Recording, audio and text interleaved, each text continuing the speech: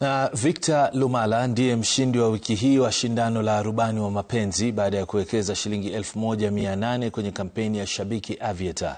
Kupitia uweledi wake wa kuelewa mchezo huo wa bahati nasibu, Lumala alifaulu kujishindia Laki 5 pesa taslimu.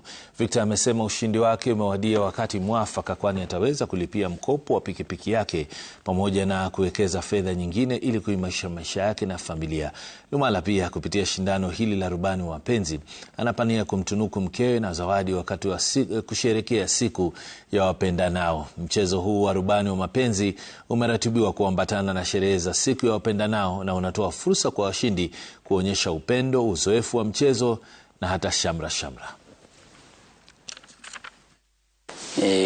Kitu ya kwanza nilikuwa na loan ya pikipiki naenda kuanza kuilipa, alafu yenye nitabaki nayo tafungua biz kidogo kidogo yenye nilikuwa nimepanga kutoka mwanzo.